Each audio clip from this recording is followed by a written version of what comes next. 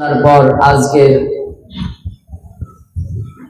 অত্র মাদ্রাসা উদ্বোধন উপলক্ষে আয়োজিত ইসলামিক প্রোগ্রামের সুযোগ্য সম্মানিত সভাপতি মহাশয়, আমন্ত্রিত উলামায়ে কেরাম এবং আজকের উপস্থিতি জন ইসলাম দরদি ভাই ও বোনেরা, আজকে আমরা এখানে কোন উদ্দেশ্যে উপস্থিত হয়েছি তা আমরা কয়েকটি মাধ্যমে জানতে পেরেছি। এক নাম্বার, হ্যান্ডবিল প্রচার মাধ্যমে, মাইকিং করার মাধ্যমে, সর্বোপরি আমাদের কাছে যে আমন্ত্রণ পৌঁছে দেওয়া হয়েছে আজকের এই সময়ে এখানে উপস্থিত হওয়ার জন্য।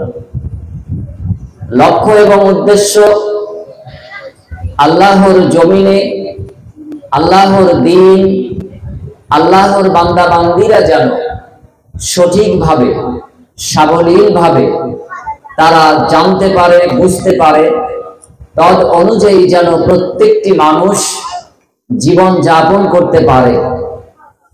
এই সুন্দর একটি ডাক, সুন্দর একটি আহ্বান, সেই লক্ষ্য এবং উদ্দেশ্য নিয়েই আজকের এই প্ল্যান, এই প্রোগ্রাম। যে মাদ্রাসার উদ্বোধন শুভ সূচনা, আমরা দূর থেকে আগত অতিথিবৃন্দ যতটুকু জানি তার থেকে আপনারা এতটা অঞ্চলের মানুষ এই প্রতিষ্ঠান সম্পর্কে অনেক বেশি অবগত। তারপরেও পবিত্র কোরআন ও সহিহ সুন্নাহর আলোকে অতি বাস্তবসম্মত কিছু দিক ও নির্দেশনা দেবার চেষ্টা করব। ওয়ামা তাওফীকি ইল্লা বিল্লাহ আলাইহি তাওয়াক্কালতু ওয়া ইলাইহি উনীব। আমার পূর্বে অনেক জ্ঞানী গুণী বিজ্ঞজনেরা কোরআন সুন্নাহর আলোকে পথ নির্দেশনা প্রদান করেছেন। আমি আমার আলোচনার সূচনাতে তাদের পরামর্শ, তাদের আলোচ্য বিষয় আমরা যেন আমাদের জীবনে বাস্তবায়ন করতে পারি, এই অনুরোধ আমি প্রত্যেকের কাছে রাখছি। আল্লাহ তৌফিক দাতা, তিনি আমাদের তৌফিক এনায়েত করুন, আমিন। আমি আপনাদের সম্মুখে মাত্র 30 মিনিটের জন্য অত্যন্ত কার্যকরী কয়েকটি কথা বলবার চেষ্টা করব ইনশাআল্লাহ। আল্লাহ সুবহানাহু ওয়া তাআলা তিনি বলছেন, কুনতুম খায়রা উম্মাতিন উখরিজাত লিন-নাস তা'মুরুনা বিল মা'রুফি ওয়া তানহাউনা 'আনিল মুনকার। মানব জাতির মধ্য থেকে আমি তোমাদেরকে চয়েস করে বেছে বের করে এনেছি, তোমরাই হলে খায়রে উম্মাহ, শ্রেষ্ঠ টিম, শ্রেষ্ঠ শ্রেণী, তোমরাই উত্তম জাতি। তোমাদেরকে আমি দুটি দায়িত্ব দিলাম। এক, তা'মুরুনা বিল মা'রুফ, সৎ কাজের আদেশ প্রদান করবে। দুই, ওয়া তানহাউনা আনিল মুনকার, আর অসৎ কাজের বাধা প্রদান করবে। সৎ কাজ এই পৃথিবীতে যত প্রকারের আছে, সেই সকল সৎ কাজের সর্বশ্রেষ্ঠ সৎ কাজ সেটি হলো আল্লাহর দ্বীন সম্পর্কে জ্ঞান অর্জন করা এবং জ্ঞান প্রত্যেকে যেন অর্জন করতে পারে তার বন্দোবস্ত করা, সুব্যবস্থা করা।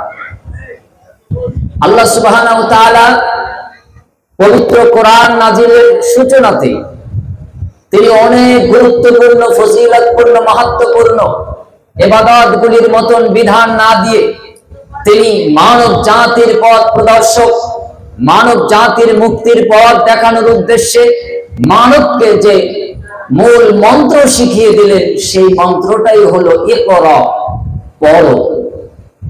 পঠন পাঠন করা, শিক্ষা ব্যবস্থার সাথে যুক্ত হওয়া। আজকে তো আমরা ওই ধরনের জলসায় নেই যে জলসায় সারা রাত ব্যাপী অনেক আলোচক আলোচনা করেন, লোক সমাগম অনেক হয়।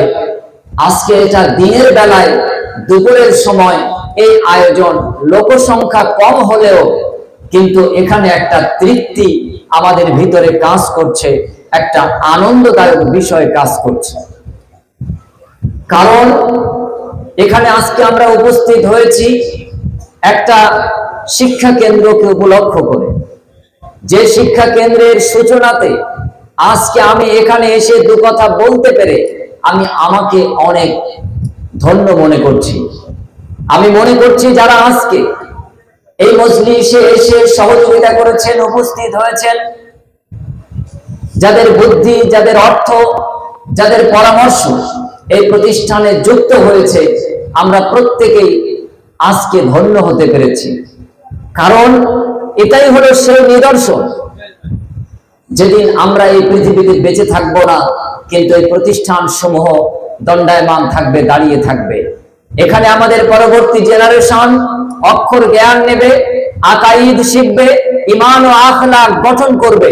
তার জন্য আমরা আমাদের পরকালীন জীবনে বারজাকি জগতে বসে আমরা ফায়দা হাসিল করতে থাকবো, আমরা এর ফজিলত পেতে থাকবো, নেকি এবং সওয়াব অর্জন করতে থাকবো।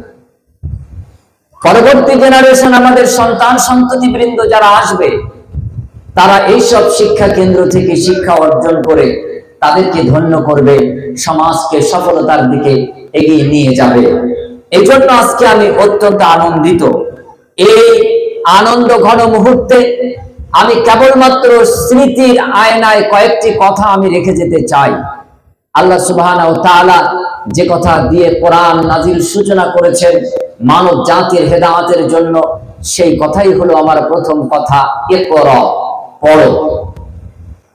বাপ হিসেবে আমি বঞ্চিত, মা হিসেবে আপনি বঞ্চিত, অভিভাবক হিসেবে আপনি বঞ্চিত হয়েছেন, কিন্তু এখনো সুযোগ আল্লাহ রেখেছেন আপনি আমরা প্রত্যেকে যেন আমাদের ছেলে এবং মেয়েদের হাতে কলম নামক, পুস্তক নামক বই পুস্তক হাতে তুলে দিতে পারি।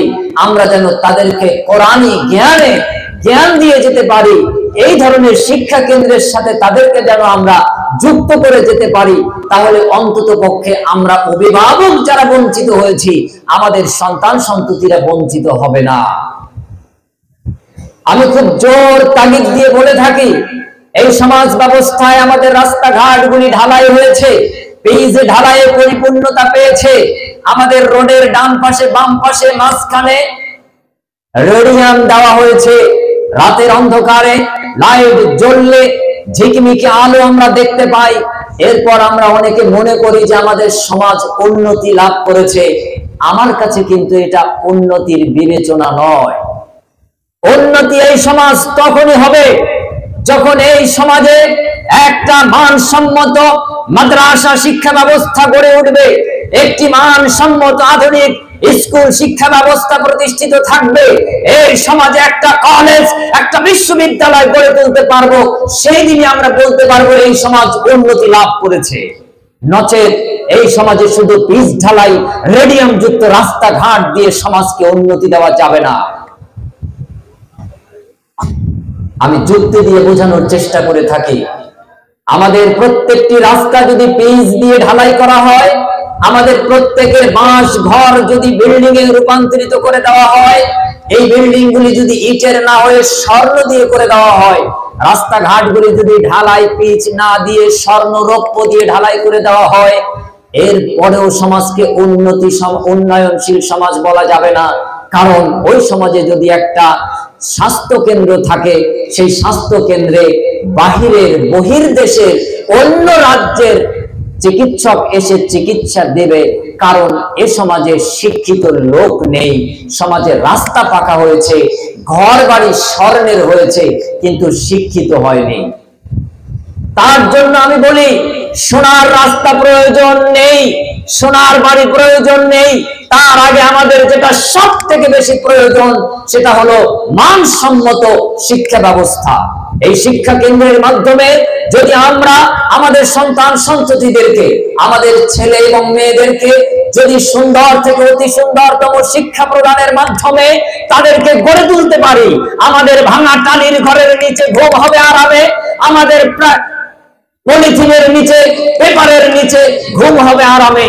কারণ আমাদের ঘরে একটা আলেম, একটা হাফেজ, একটা মুফতি, একটা শাইখুল হাদিস, অপরদিকে একজন এমবিবিএস ডাক্তার, একজন ব্যারিস্টার, একজন যোগ্য নেতা লাভ করব।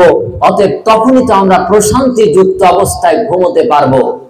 সুন্দর সুশৃঙ্খল একটা জাতি, একটা সমাজ আমরা পেতে পারি। তাই আল্লাহ সুবহানাহু ওয়া তাআলার ওই আদেশের দিকে আমরা সকলে ফিরে আসি। স্বনির্বন্ধ অনুরোধ, ইকরা, পড়ুন। বিসমি রাব্বিকাল্লাযী খালাক, যে রব তোমাকে সৃষ্টি করেছেন তার নামে পড়ুন। যিনি যোগ সাদৃশ্য পদ্ধতিতে আমাদেরকে সৃষ্টি করেছেন, যিনি অতি রহম করে আমরা যা জানতাম না আমাদেরকে তিনি জানিয়েছেন, আল্লাহ সুবহানাহু ওয়া তাআলা। তাই পৃথিবীর যত আমল এবং কর্ম আছে তার আগে তিনি বিধান দিলেন, তোমরা পড়ো। আমি আজকে আপনাদের কাছে আপনাদেরকে স্বনির্বন্ধ অনুরোধ রাখছি, আজকের যে কর্মকর্তা বৃন্দ, আজকের যে ম্যানেজমেন্ট কমিটি, আজকের যে আয়োজকগণ এই হিফজুল কোরআন মাদ্রাসা প্রতিষ্ঠা করেছে, এই যে ভালো উদ্যোগ তারা গ্রহণ করেছে, এই উদ্যোগকে আমরা সকলে স্বাগত সাধুবাদ জ্ঞাপন করি। একটু আমার সাথে একটু বলা যাবে না আহলান ওয়া সাহলান? একটু আপনারা বলবেন মারহাবা, আহলান ওয়া সাহলান, মারহাবা মারহাবা। আজকে আমরা এই ম্যানেজমেন্ট কমিটি, এই পরিচালন পর্ষদ, আজকে আয়োজক পরিষদ যারা এই উদ্যোগ গ্রহণ করেছে, আমরা তাদের সাথে আন্তরিকভাবে একাত্মতা পোষণ করছি, আমরা তাদের সাথে সহমত পোষণ করছি। তারা যেভাবে অর্থ দিয়ে, শ্রম দিয়ে, বুদ্ধি দিয়ে এই প্রতিষ্ঠানকে অগ্রগতি ঘটাতে চায়, আমরা তাদের সাথে পরামর্শে একমত, অর্থ দিয়ে একমত, বুদ্ধি দিয়ে একমত, সার্বিকভাবে শেষ দিন পর্যন্ত আমরা তাদের সাথে থাকবো ইনশাআল্লাহ। আমরা সবাই রাজি আছি? একটা হাতটা উঁচু করে দেখান তো। আল্লাহ আপনি একটু আমাদের হাতগুলিকে কবুল ও মঞ্জুর করুন, আমিন সুম্মা আমিন। আমার প্রথম পয়েন্ট, এই ভালো উদ্যোগকে আমরা যেন স্বাগত জানাই। আমাদের কাছে বছরে দুবার গেলে আমরা যেন কষ্ট না পাই, রাগান্বিত না হই। দুবারের জায়গায় 5 বার যদি তারা ওই রিসিপ্টটা নিয়ে, চাঁদার বইটা নিয়ে যায়, আমরা যেন কেউ রাগান্বিত না হই, আমরা যেন কই অভিমান না করি। কারণ ওই কাজটা ছিল আমার আপনার, সেই কাজটা আমি আপনি করছি না, তো আল্লাহর পক্ষ থেকে দায়িত্ব পেয়ে অন্য কোনো বান্দা বান্দি করছে। অতএব তারা তাদের সময় নষ্ট করে আমার আপনার পিছনে যে তারা কালেকশনের জন্য সময় দিচ্ছে, আমার আপনার ছেলে মেয়ে কালেকশন করছে মাদ্রাসায় ভর্তির জন্য, আমরা যেন কেউ কপালের চামড়াটা ভাঁজ না করি, এই অনুরোধ আমি রাখছি। তাই প্রথম পয়েন্ট সেটি হলো যে আমরা এই ভালো উদ্যোগকে যেন আমরা সহযোগিতা করতে পারি। আল্লাহ কবুল করুন, আমিন সুম্মা আমিন। রব্বুল আলামিন তুমি এই প্রতিষ্ঠানকে কিয়ামত পর্যন্ত কবুল মঞ্জুর করো। আয় আল্লাহ এই প্রতিষ্ঠানের মাধ্যমে এই সমাজের সার্বিক উন্নয়ন প্রদান করো। আয় আল্লাহ আমাদের পরবর্তী জেনারেশন ছেলে এবং মেয়ে, তাদেরকে যেন আমরা 100% সুশিক্ষায় শিক্ষিত করে গড়ে তুলতে পারি, সেই তৌফিক তুমি দান করো, আমিন সুম্মা আমিন। একটি প্রশ্ন আপনাদের কাছে আমি রাখি, আপনি বাতুড়িয়া সবজি হাটার ওখান থেকে একটা ছোট্ট চারা গাছ ক্রয় করে এনেছেন। এই যে বাগান, মেহগনি গাছগুলি আছে, আরো অনেক রকম গাছপালা আমরা দেখছি, এই যে আম গাছ, একটা ছোট্ট আমের চারা আপনি ক্রয় করে এনেছেন, 50 টাকা দাম। এই গাছটা এনে ফাঁকা জায়গায় রোপণ করে দিলেই চারাটা বড় হয় না। চারাটা ছোট, দাম কম হতে পারে, চারাটা বসানোর পরে একটা খোঁটা, একটা কাঠি, কঞ্চি, লাঠি আপনি গেড়ে দিয়েছেন যেন হাওয়ায় তাকে ভেঙে না ফেলে। চারিদিকে নেট দিয়ে ঘিরে দিয়েছেন যেন ছাগল, মুরগি, গরু এগুলিতে নষ্ট করে না দেয়। আবার 2-1 দিন পরে পরে গোড়াটা যেই শুকিয়ে যাচ্ছে, একটু পানি পরিচর্যা দিচ্ছেন। যখন দেখলেন পাতাটা একটু কেটে যাচ্ছে, কোনো পোকায় আক্রমণ করেছে, একটু ওস্তাদ অ্যাক্সিস মার্কা তেল এনে স্প্রে করে দিচ্ছেন। আবার যখন দেখছেন গ্রোথ কম হচ্ছে, তখন আপনি কোনো ভিটামিন, প্রোটিন আপনি স্প্রে করে দিচ্ছেন। এই যে কাজগুলি আপনি করছেন কেন? 50 টাকার একটা ছোট্ট চারা গাছ আপনার জমির উপরে আপনি বসিয়ে দিয়েছেন, চাইলেই তো বড় হয়ে যেতে পারত। কারুর ছাগল যদি এটা মুড়ে দেয়, আপনি তো তাকে জোর করে একটা 10 ফুটের চারা ক্রয় করে আনিয়ে দিতে পারতেন, নিতে পারতেন। এই শক্তি সামর্থ্য হয়তো আপনার আছে, কিন্তু আপনি সেটা করলেন না। ঝঞ্ঝাট মুক্ত রাস্তা আপনি ধরলেন, এনে সুন্দর করে বসিয়ে দিলেন গর্ত খুঁড়ে। এরপর মাঝে মাঝে পানি দিলেন, ঘেরাও করে রাখলেন, স্প্রে করলেন, সার ঔষধ প্রয়োগ করলেন। 2-5 বছর পর এই গাছটা বড় হলো, ফল দিল, কাণ্ড প্রকাণ্ড হলো, আপনি আমি উপকৃত হলাম। এই যে একটা সুপ্লান পরিকল্পনা নিয়ে ছোট্ট একটা চারা গাছকে আজকে আপনি একটা 10 বছরের পরিপূর্ণ প্রাপ্তবয়স্ক একটা আম গাছে পরিণত করেছেন, একটা মেহগনি গাছে পরিণত করেছেন। ব্যাপারীকে ডেকেছেন, ব্যাপারী দেখে আপনার গাছটার দাম 50,000 টাকা দিয়ে দিয়েছে, আম গাছটার দাম ফল দেখে বছরে 2,000 টাকা বলে দিয়েছে ব্যাপারী। আপনি তখন আর্থিকভাবে উপকৃত হলেন, মানসিকভাবে আনন্দিত হলেন। এটা হলো সুপ্লান প্রকল্প গ্রহণের একটি নিদর্শন। এই মাদ্রাসা এটা একটা 20 টাকা 50 টাকা চারা গাছের থেকেও নরম গাছ। এই গাছটাকে এই সমাজের নারী পুরুষ, ছোট বড়, শিক্ষক শিক্ষিকা, কমিটি সভাপতি, সেক্রেটারি, আজকের উপস্থিতি জন, প্রত্যেকটি মানুষ একে একটু পরিচর্যা দিতে হবে, একে একটু সেবা যত্ন দিতে হবে। আমার ছেলে আছে, ছেলেটাকে ভর্তি করে এই পরিচর্যা দেব। আমার ছেলে নেই, আমার অর্থ আছে, আমি একটু অর্থ দিয়ে পরিচর্যা দেব। আমার ছেলেও নেই, অর্থও নেই, আমার সময় আছে, আমি সময় দিয়ে একটু পরিচর্যা দেব। আমার অর্থও নেই, সময়ও নেই, আমার শক্তি আছে, আমি একটু শ্রম দিয়ে দেব, ইত্যাদি। এভাবে যে কোনো আঙ্গিকে আমি এই চারা গাছ প্রতিষ্ঠানটাকে একটু বেড়ে ওঠার জন্য, একটু অগ্রসর করে নেবার জন্য একটু পরিচর্যায় সামিল হব। আল্লাহ সুবহানাহু ওয়া তাআলা আমাদেরকে দুইটি প্রতিদান দেবেন। এক হলো পার্থিব জগতে দুনিয়াবী জিন্দেগিতে সফলতা দান করবেন, চূড়ান্ত সফলতা অপেক্ষা করছে। আরেকটি হলো আখিরাতের জিন্দেগিতে আল্লাহ সুবহানাহু ওয়া তাআলা ডান হাতে আমলনামা দেওয়ার মাধ্যমে জান্নাত ঘোষণা করে দেবেন। সুবহানাল্লাহ। এই সেই প্রতিষ্ঠান, যে প্রতিষ্ঠানকে আপনি আপনার চারা গাছের ন্যায় ভালোবেসে একে আজকে 1 তলা থেকে 2 তলা করে দিতে পারেন, 5 তলা করে দিতে পারেন, 1 বিঘা থেকে 5 বিঘায় উন্নীত করে দিতে পারেন। 30 জন স্টুডেন্ট থেকে 300 স্টুডেন্ট, 3000 স্টুডেন্টকে আমরা পরিগণিত করে দিতে পারি। আমি তাই আপনাদের কাছে ওই ছোট্ট চারা গাছের ন্যায় এই প্রতিষ্ঠানকে আজকে আমি উপস্থাপন করছি। আমি আপনাদের একজন মেহমান, আমি আপনাদের একজন কাছের মানুষ, দিনী ভাই। আমি আপনাদের কাছে এই প্রতিষ্ঠানকে একটা চারা গাছের ন্যায় 50 টাকার মূল্য আমি আপনার কাছে দাবি করছি। ওই ছোট্ট চারা গাছের মতন এই প্রতিষ্ঠানকে একটু ভালোবাসুন, একটু পানি দিন, একটু সেচ দিন, একটু স্প্রে করুন, একটু ভালোবাসা দিন। দেখেন এই প্রতিষ্ঠান একদিন আপনার ব্যাপারীর দেওয়া মেহগনি 50,000 টাকা নয়, এই সমাজ গড়ে দেবে। এই সমাজকে এমন একটা জায়গায় এনে দেবে যেই দিন আপনার কাছে মানুষ এসে বলবে, এই সমাজ থেকে আমি একজন এমএলএ দেখতে চাই, আমি একজন এমপি দেখতে চাই, এই সমাজ থেকে আমি একজন এসপি দেখতে চাই, এই সমাজ থেকে আমি একজন সচিব পেতে চাই, এই সমাজ থেকে আমি একজন রাষ্ট্রপতি পেতে চাই, প্রধানমন্ত্রী পেতে চাই।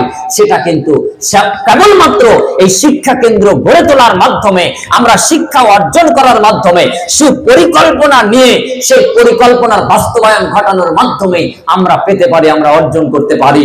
আল্লাহ আমাদেরকে এই চারা গাছের ন্যায় শিক্ষা প্রতিষ্ঠানকে একটু সেবা যত্ন দিয়ে এর পাশে যুক্ত থেকে এটাকে আরো উন্নতি করার তৌফিক আমাদেরকে দান করুন। আমিন সুম্মা আমিন। ভালো আছে আলহামদুলিল্লাহ। আল্লাহর এক বান্দা 100 টাকা দান করেছেন। রব্বুল আলামিন তোমার বান্দার দানকে 100 টাকা দান করেছে। দানের পরিমাণের দিকে তুমি না তাকিয়ে, আয় আল্লাহ তুমি রহিম, তুমি রহমান, তুমি গফুর, তুমি গফফার, আয় আল্লাহ তুমি এই টাকার মধ্যে বরকত দান করে দাও। আয় আল্লাহ হালাল উপার্জিত দানকৃত অর্থগুলির মধ্যে বরকত দিয়ে আমাদের প্রতিষ্ঠানকে তুমি আরো ত্বরান্বিত করে দাও, উন্নতি ঘটিয়ে দাও, বরকতপূর্ণ করে দাও বলে আমিন সুম্মা আমিন। আল্লাহুম্মা সাল্লি আলাইহি আল্লাহুম্মা বারিক আলাইহি।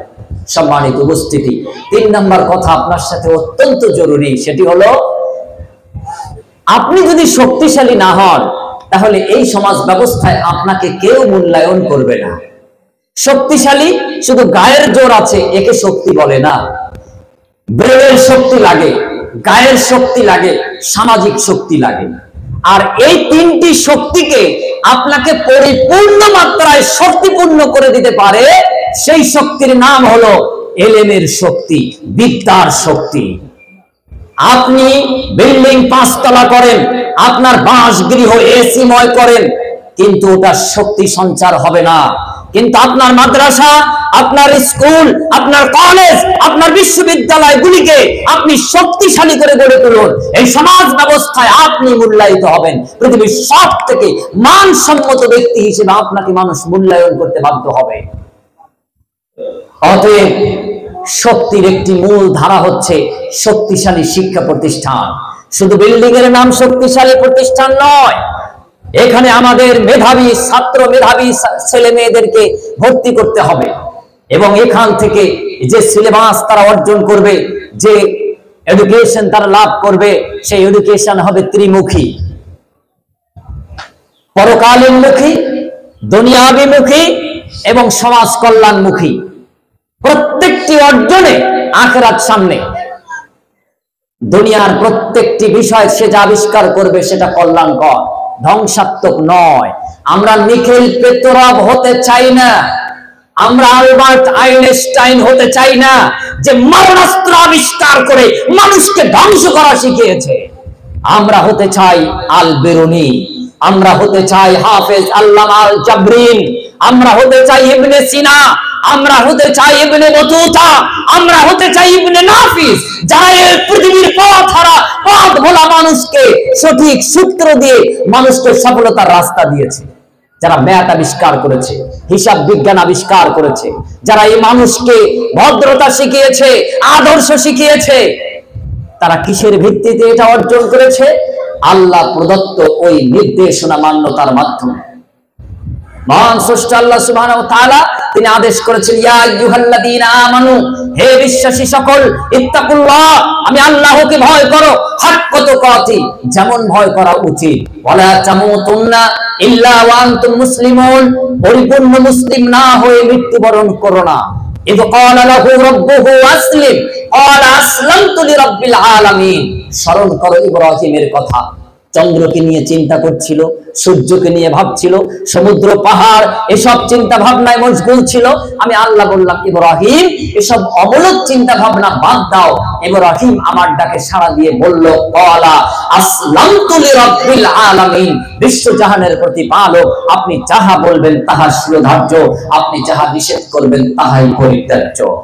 অতএব শক্তিশালী প্রতিষ্ঠান গড়ে তুলতে হবে। 4 নাম্বার, শক্তির উৎস, এটি হলো দুটি। ট্রেন চলতে গেলে দুটি পার্টি দরকার হয়। মানুষ হিসেবে এই পৃথিবীতে টিকে থাকতে চাইলে দুটি জিনিস অত্যন্ত জরুরি। 1 নাম্বার হলো ওয়াতাসিমু বিহাবলিল্লাহ জামিআন ওয়া লা তাফাররাকু, আমার রজ্জুকে, আমার কোরআনকে শক্তভাবে আঁকড়ে ধরো, ঐক্যবদ্ধ থাকো, দলে দলে বিভক্ত হয়ো না। এই ইউনিটি, ঐক্যবদ্ধ জীবন যাপন, এটা হলো তোমার শক্তির একটি উপকরণ, একটি দিক। 2 নাম্বার, সেটি হলো 100% শিক্ষা, এলেম অর্জন করা, বিদ্যা অর্জন করা। সম্মানিত উপস্থিতি, সাধারণত আমি একটি উপমা দিয়ে থাকি, আজও সংক্ষিপ্ত আকারে আপনাদের সামনে উপস্থাপন করছি। আমরা সকালে, দুপুরে, রাতে আহার করি। এই আহারে নিশ্চয়ই আমরা কিছু না কিছু শক্তি সঞ্চার করি। এই শক্তি আমার হাত অর্জন করে, আমার পা অর্জন করে, আমার দেহ অবয়ব অর্জন করে। অর্থাৎ সকালে যা টিফিন করেছি, আমার হাত পা অঙ্গ প্রত্যঙ্গ শক্তি লাভ করেছে। দুপুরে যা আহার করব তাতেও আমাদের এই দেহ অবয়ব শক্তি সঞ্চার করবে। রাতে যা খাবো তাতেও শক্তি পাবে আমাদের এই দেহ অবয়ব, হাত পা গুলি। কিন্তু এই হাত পা দেহ অবয়বকে যে পরিচালনা করে সে হলো আত্মা। এই আত্মারও খাদ্য চাই, আত্মারও খোরাক লাগে। আত্মের খাদ্য হচ্ছে, আত্মার খোরাক হলো ঈমান সহ এলেম, বিদ্যা, শিক্ষা। আজকে ঈমানের অভাব, এলেমের অভাব, ফলশ্রুতিতে আমাদের আত্মাটা মৃত বনে গেছে। শুধুমাত্র সকাল, দুপুর, রাতে কামড়া কামড়ি করে রুটি, ভাত, তরি তরকারি, মাছ, মাংস খেয়ে আমরা শক্তি সঞ্চার করেছি। ক্লাবে গিয়েছি, হাতাহাতি লেগে গেছে। ফুটবল খেলার মাঠে সেখানেও দ্বন্দ্ব বেঁধে গেছে। বাজারে ভ্যানওয়ালার সাথেও ঝগড়া লেগে যায়। যেখানে যাই সেখানেই ফিতনা, মারামারি, কাটাকাটি শুরু হয়। কারণ মৃত আত্মা বিশিষ্ট আমাদের দেহ আছে, এডুকেশন নেই, ঈমান নেই। তার জন্যই আমরা আজকে মৃত আত্মা বিশিষ্ট একটা দেহ, এই দেহ পরিচালক ছাড়া পরিচালিত হচ্ছে। তাই তো যত্র তত্র, যেখানে সেখানে মারামারি, কাটাকাটি, ঝগড়া, বিবাদ আমরা দেখতে পাই। আত্মাকে খাদ্য দেন। সকালবেলা উঠে আপনার সন্তানকে মক্তবে পাঠান, এই মাদ্রাসায় পাঠান, মসজিদগুলিকে সচল করুন। আমি, আপনি, আমরা প্রত্যেকে প্রত্যেক দিন ফজরের সালাতের পরে অন্তত পক্ষে 1 ঘন্টা কোরআন তেলাওয়াত করি। 1 ঘন্টা কম পক্ষে আমরা আল্লাহর সাথে একটু কথোপকথন করি। আল্লাহ দয়া দিয়ে, আল্লাহর করুণা দিয়ে তিনি আমাদেরকে ঢেকে দেবেন, তিনি আমাদেরকে রহম করবেন। তার করুণায় আমরা সিক্ত হব, ইনশাআল্লাহ হবই হব। তার জন্য আজকের এই শিক্ষা প্রতিষ্ঠানকে আপনাদের জন্য দরজা উন্মুক্ত করে দেওয়া হলো, আজকে উদ্বোধন করা হলো। আমাদের সোনামণিরা এখানে শিখবে, পড়বে, জানবে, বুঝবে, এই পৃথিবীর পথ হারা, পথ ভোলা মানুষগুলিকে সঠিক পথের দিশা দেবে। আবার আমরা অভিভাবক যারা কোরআন হাদিস যারা পড়ে না, বোঝে না, তারাও যেন এখানে আসি, আমাদের জন্য যেন একটা ক্লাস বয়স্কদের জন্য থাকে, এই অনুরোধ আমি রাখবো। অতএব ঐক্য বৃহত্তর স্বার্থে গড়ে তুলুন এবং 100% শিক্ষা অর্জনের চূড়ান্ত ব্যবস্থার সাথে যুক্ত হন, ইনশাআল্লাহ আল্লাহ আমাদেরকে কামিয়াব করবেন। 5 চূড়ান্ত কথা, শান্তির প্রতীক।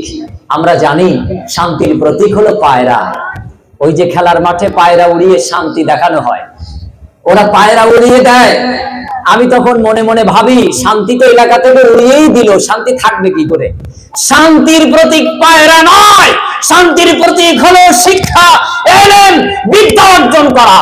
আপনি শিক্ষিত, আমি শিক্ষিত, আমার ছেলে মেয়ে শিক্ষিত, আপনার ছেলে মেয়ে শিক্ষিত, হিন্দু শিক্ষিত, মুসলিম শিক্ষিত, জৈন শিক্ষিত, আর্য শিক্ষিত, পৃথিবীর সব ধর্মের মানুষ শতভাগ শিক্ষিত। এই সমাজ ব্যবস্থায় সর্বধর্মের সহাবস্থানে দৃঢ়তা অবলম্বন হবে, ন্যাশনাল ইন্টিগ্রেশন বজায় থাকবে, জাতীয় সংহতি টিকে থাকবে।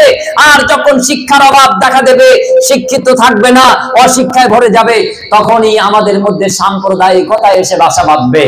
অতএব শান্তির প্রতীক সেটি হলো এডুকেশন, এলেম, বিদ্যা। প্রত্যেকের কাছে শিক্ষার বাতাবরণ তৈরি করুন। যে কোনো মূল্যে আমাদেরকে আবার কলম হাতে তুলে নিতে হবে, বই পুস্তক হাতে তুলে নিতে হবে। পৃথিবীতে যত কিতাব আছে তার মধ্যে একটা ব্যতিক্রম কিতাব, সেই কিতাবের নাম হলো হুদাল লিন্নাস ওয়াল ফুরকান। মানব জাতির হেদায়েতের জন্য আল্লাহ প্রদত্ত সত্য মিথ্যার মাপ যন্ত্র আল কোরআন। যালিকাল কিতাবু লা রাইবা ফীহি হুদাল লিল মুত্তাকিন। উহা সেই কিতাব যার মধ্যে কোনো ভুল বা সংশয়ের অবকাশ মাত্র নেই। অতএব সেই কিতাবের জ্ঞান যদি আমাদের না থাকে, তাহলে পুঁজি ছাড়া ব্যবসায়ীর মতন হবে। এমন কোন ব্যবসায়ী যদি গল্প দেয় যে আমার কোনো পুঁজি নেই কিন্তু দৈনিক 1 লাখ টাকা লাভ হয়, আমরা কি বলবো? এই লোকটা নিশ্চয়ই সুস্থ মানুষ নয়, হয় পাগল না হয় খেপা। পুঁজি নেই তো লাখ টাকা লাভ হবে কি করে? আগে পুঁজি লাগবে। পৃথিবীর যত এলেমই আমার আপনার মধ্যে থাক না কেন, কোরআনের এলেম যদি না থাকে, তাহলে পুঁজি ছাড়া এলেমের নাই, পুঁজি ছাড়া ব্যবসার নাই। ওই ব্যবসায় লভ্যাংশ আশা করা যায় না। যত কিতাব পুস্তকের এলেমি বিদ্যা আমাদের থাক না কেন, কোরআনিক জ্ঞান যদি না থাকে, সেই জ্ঞানে কোনোদিন আমাদের সফলতা বয়ে দিতে পারে না। অতএব শান্তির প্রতীক হলো সেই কোরআনী জ্ঞান। এই কোরআনী জ্ঞান দিয়ে শান্তির বাতাবরণ প্রতিষ্ঠিত হবে, তৈরি হবে। ব্যক্তি, পরিবার এবং সামাজিক জীবনে কোরআন ফিরিয়ে আনুন। সামাজিক জীবনে কোরআন দিয়ে সমাজ পরিচালনা করুন। মসজিদগুলিকে মসজিদ কমপ্লেক্স গড়ে তুলুন।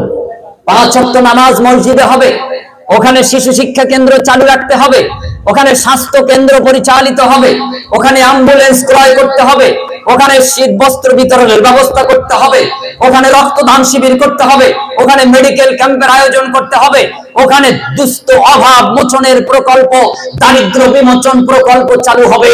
যাকাত আদায়কারী কমিটি হবে, যাকাত বন্টনকারী কমিটি থাকবে, বাইতুল মাল ফান্ড থাকবে। মুসলমান কোনদিন মাথায় টুপি দিয়ে ট্রেনে হাত পাতবে না, এটা আল্লাহর দেওয়া ব্যবস্থা। এই দারিদ্র বিমোচন প্রকল্প চালু করতে হবে মসজিদের ফান্ড থেকে। আমার সমাজের কন্যাদায়গ্রস্ত, অর্থের অভাবে মেয়ে বিয়ে দিতে পারে না, বাইতুল মাল ফান্ডে 10 লাখ টাকা আছে, আর 50,000 টাকা খরচ এখান থেকে দিয়ে দেওয়া হবে। যাকাতের টাকা জমা হবে, ফিতরার অংশ জমা হবে, ওসরের অংশ জমা হবে। প্রয়োজনে এখানে ঈদের সময়, কোরবানির সময়, ঈদুল ফিতরের সময় আনন্দ চিত্তে আমরা এখানে জমা দেব। আমরা সাদকার অংশ এখানে জমা দিতে পারি। এই বাইতুল মাল ফান্ডের মাধ্যমে এই পৃথিবী ধরাধামকে দারিদ্র বিমোচন প্রকল্প আল্লাহ প্রদান করেছে। মহান সত্তা আল্লাহ সুবহানাহু ওয়া তাআলা আমাদেরকে সেই শান্তির পথে ইসলামের দিকে ফিরে আসার তৌফিক ইনায়াত করুন, আমিন। শুধুমাত্র আমরা যেন বাহ্যিক আনুষ্ঠানিক ইসলামিক না হই, আক্ষরিকভাবে আমরা যেন খাঁটি মুসলিম হতে পারি। আমরা যেন শুধু আনুষ্ঠানিকতার জন্য ঈদের মাঠে পরিপূর্ণ, কিন্তু 5 ওয়াক্ত নামাজে আমাদের কোনো দেখা নেই, এমনটা যেন না হয়। ফজর, যোহর, আসর, মাগরিব, এশা মসজিদ পরিপূর্ণ করে দেব, ঈদের মাঠেও যেমন আমরা পরিপূর্ণ হই, জুমার দিনে যেমন মসজিদ পরিপূর্ণতা পায়, ফজর, যোহর, আসর, মাগরিব, এশাও তদ্রুপ ভরিয়ে দিতে হবে, তবেই আমি আপনি খাঁটি মুসলিম হতে পারবো। অন্যথায় আমরা কেবলমাত্র আনুষ্ঠানিক মুসলিম। এই আনুষ্ঠানিক মুসলমানের কোনো দাম আল্লাহর কাছে নাই, আল্লাহর কাছে নেই। অতএব আমরা যেন কোরআন মাফিক আল্লাহর দিকে আমরা ফিরে আসি, রাসূলুল্লাহ সাল্লাল্লাহু আলাইহি ওয়াসাল্লামের দেখানো পথ অনুযায়ী সহিহ সুন্নাহর আলোকে আমরা যেন প্ল্যান প্রোগ্রাম নিয়ে আমরা অগ্রসর হতে পারি। আল্লাহ আমাদের তৌফিক ইনায়াত করুন, আমিন। যেদিন কোরআন, সহিহ সুন্নাহ ব্যক্তি, পরিবার এবং সামাজিক জীবনে বাস্তবায়ন হবে, সেই দিন আমরা পাবো একটা সুস্থ, সবল, সমৃদ্ধিপূর্ণ সমাজ। সুস্থ, সবল, সমৃদ্ধিপূর্ণ সমাজ আমরা সেই দিন পাবো, তার আগ মুহূর্ত পর্যন্ত পাওয়া সম্ভব নয়। এমবিবিএস ডাক্তার, এমবিবিএস ডিগ্রি দিয়ে এই সমাজে শান্তি প্রতিষ্ঠা করতে পারবে না, কারণ ও 33 লাখ টাকা খরচ করে ডাক্তারি পাস করতে হয়েছে। ও ওটির মধ্যে যে কিডনি ট্রান্সফারের পরিবর্তে কিডনি ছিনতাই করে সিঙ্গাপুরের হসপিটাল বিক্রি করে দেওয়া ধান্দা করবে, কারণ ওর চাই টাকা। যেহেতু তার মধ্যে এলেম কোরআনের নেই, এলেম সহিহ সুন্নাহর নেই, ইসলামের কোনো ধ্যান ধারণা নেই, সে শুধু চেনেছে টাকা। আমার বাপ জমি বিক্রি করে টাকা খরচ করে আমাকে পড়িয়েছে, অতএব আমাকে টাকা ইনকাম করতে হবে। কিন্তু ইসলাম এটা বলেনি। তুমি চিকিৎসা দেবে, এটাও একটা নেকির কাজ, সওয়াবের কাজ, ওটা আল্লাহর খুশির জন্য দেবে, ইহকালে সওয়াব পাবে, পরকালে মুক্তি পাবে, জান্নাত তোমার জন্য অপেক্ষমান। অতএব এই সমাজে, এই পৃথিবীতে যদি চাষাবাদ করা হয়, ওটাও নেকির কাজ। এই সমাজে, এই পৃথিবীতে যদি আপনি ব্যবসা বাণিজ্য করেন, সেটাও নেকির কাজ, যদি সেটা আপনি ইসলামী আলোকে করেন, কোরআনের আইন অনুযায়ী করেন, বৈধ পন্থায় করেন। অতএব সব ক্ষেত্রেই আপনি যদি আল্লাহর আদেশ অনুযায়ী ব্যক্তি, পরিবার এবং সামাজিক জীবনকে পরিচালনা করেন, তাহলে তার সাথে আখিরাত এবং পার্থিব দুটি যুক্ত আছে, অর্থাৎ নেকি, সওয়াব এবং পরকালে মুক্তির ব্যবস্থা আছে। আল্লাহ সুবহানাহু ওয়া তাআলা তিনি আমাদের সকলকে সুমতি ও সুতৌফিক ইনায়াত করুন, আমিন। ভালো কাজের সহযোগিতা করার তৌফিক ইনায়াত করুন, আমিন। এই মাদ্রাসার জন্য অত্র এলাকার প্রত্যেকটি নারী, পুরুষ, ভাই, বাপজিদের কাছে আমার একান্ত অনুরোধ, বিশেষ করে আমার মা এবং বোনদের কাছে, আপনারা মনে রাখবেন, যদি এই মাদ্রাসা সমূহ থাকে, ইসলাম সমাজে থাকবে। আমাদের মতন বক্তাদের দিয়ে ইসলাম কতটুকু টিকিয়ে রাখা যাবে আমি গ্যারান্টি দিতে পারবো না, তবে মাদ্রাসা যদি থাকে, ইসলাম থাকবে, এটা গ্যারান্টি দেওয়া যাবে। এখনো যতটুকু ইসলাম চর্চা হয়, এই সব মাদ্রাসা সমূহের কারণেই চর্চা আছে। অতএব মাদ্রাসা সমূহকে প্রাণ দিয়ে একটু ঢেলে সাজান, এর সিলেবাসকে একটু ঢেলে সাজান, উন্নত করুন। সিলেবাসগুলি শুধু যেন ধর্মীয় লেভেলে না থাকে, সেটা যেন জনকল্যাণমুখী হয়, আল্লাহ প্রদত্ত সিলেবাস অনুযায়ী যেন হয়। সূরা বাকারার 129 নম্বর আয়াত এবং পবিত্র কোরআনে আরো 9টি আয়াত আছে ইসলামিক কারিকুলাম, ইসলামিক সিলেবাস। আল্লাহ আমাদের সকলকে সুমতি ও সুতৌফিক ইনায়াত করুক, আমিন। ওয়া আখিরু দাওয়ানা আনিল হামদুলিল্লাহি রাব্বিল আলামিন। ওয়াসসালামু আলাইকুম ওয়া রাহমাতুল্লাহি ওয়া বারাকাতুহু।